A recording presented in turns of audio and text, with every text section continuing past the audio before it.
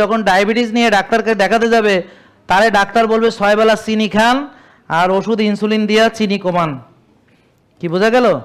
তো ডাক্তাররা কিসের চিনির চিকিৎসা দেন? দেখেন, এইটা হলো বারডেমের বই, যেটা কিনা আমি এটা বইটা বারডেমের, এবং বেশিরভাগ ডাক্তাররা তাকে, আপনাদের এই বই চেনেন কে কে? হাত তোলেন, হাত তোলেন যারা চেনেন। আচ্ছা, বলেন ডায়াবেটিস নিয়মিত করার জন্যে এর চেয়ে ভালো পরামর্শ আর হতে পারে না। একটা ডায়াবেটিস রোগীকে ডায়াবেটিস হিসাবে পোষার জন্যে, আরো অনেক রোগের রোগী বানানোর জন্যে এর চেয়ে ভালো পরামর্শ হইতে পারে না। কি বুঝতে পারছেন?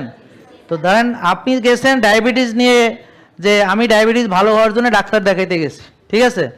ডাক্তার আপনারে কি বলবে? 6 বেলা চিনি খান। আরে ভাই, আমার চিনি বেশি, আবার 6 বেলা চিনি খাবো? এই বইয়ে লেখা আছে সকালে রুটি খান। রুটি মানে কি? 3টা পাতলা রুটি, তারপর ডিম খান, কুসুম ফালাইয়া দেন, মানে দোষ কুসুমের।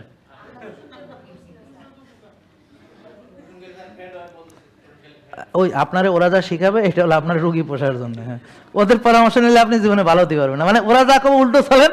ওরা যদি কে গরুর মাংস খাবো না তো গরুর মাংস খাবেন, ওরা যদি কে ঘি খাবো না তো ঘি খাবেন। হ্যাঁ, ওরা যা খাইতে কেউ এটা খাইয়েন না, আর যা নিষেধ করে খান, আপনি রুগী থাকবেন না।